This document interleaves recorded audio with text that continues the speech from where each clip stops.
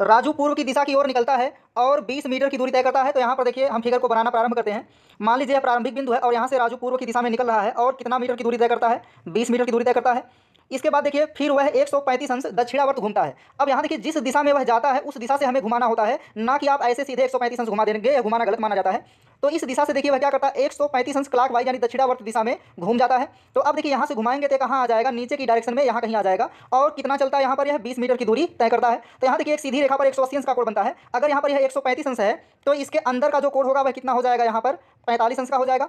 इसके बाद देखिए आगे बढ़ेंगे, अंततः वह 90 अंश क्लॉकवाइज। तो देखिए 90 अंश क्लॉकवाइज का मतलब क्या है, वह नीचे की दिशा में जा रहा है। अब यहाँ से वह क्लॉकवाइज घूमेगा, तो क्लॉकवाइज का मतलब देखिए क्या है कि वह अपने राइट घूमेगा। तो जिस दिशा से जा रहा है उस दिशा से देखिए कोण को बनाते हैं। तो यहाँ पर वह घूमेगा कितना, 90 अंश। तो जब 90 अंश क्लॉकवाइज घूमेगा तो देखिए वह कुछ इस डायरेक्शन में जाएगा। और यहाँ पर देखिए दूरी का मान कितना दिया गया है, 20 मीटर चलता है, तो यह दूरी हो जाएगी 20 मीटर।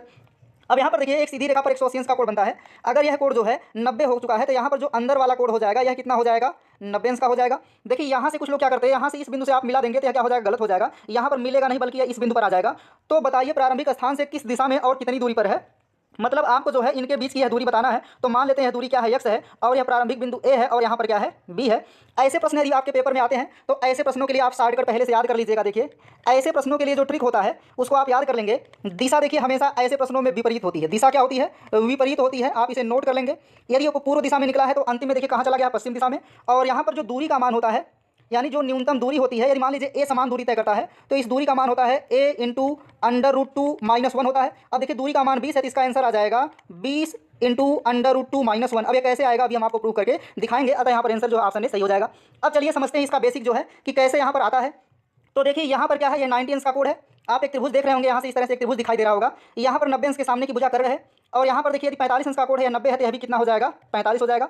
अब यहाँ पर देखिए यदि आप जो है बेसिक से लगाएंगे तो कर्ण का मान कितना, x + 20 हो जाएगा। तो कर्ण का वर्ग बराबर हो जाएगा, देखिए एक तरीका ऐसे है कि आप जो है x + 20 का वर्ग करके, कर्ण का वर्ग बराबर होता है समकोण त्रिभुज में लंब का वर्ग यानी 20 का वर्ग प्लस क्या हो जाएगा, आधार 20 का वर्ग। और इसको आप हल करेंगे तो टाइम क्या लगेगा, बहुत ज़्यादा लगेगा, क्योंकि यहाँ पर द्विघात समीकरण बनेगा।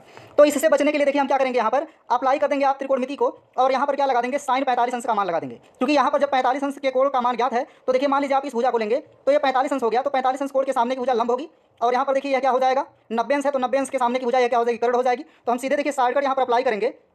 तो शॉर्टकट देखिए यहाँ पर क्या हो जाएगा, sin 45 अंश बराबर क्या होता है, तो sin थीटा बराबर लंब बटा कर्ण होता है। तो लंब का देखिए मान 20 होगा, चाहे आप यहाँ इस भुजा को लीजिए या इस भुजा को लीजिए।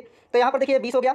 अब इसके बाद देखिए कर्ण, तो 90 अंश के सामने की भुजा कर्ण, तो कर्ण का मान कितना है, x + 20 है। अब sin 45 अंश का देखिए मान कितना होता है, 1/2। तो 1/2 बराबर कितना आ जाएगा, 20/x + 20 हो जाएगा। अब यहाँ देखिए तिर्यक गुणा करा लेंगे तो x + 20 का जो मान है वह कितना के बराबर हो जाएगा, 20 × 2 के बराबर हो जाएगा।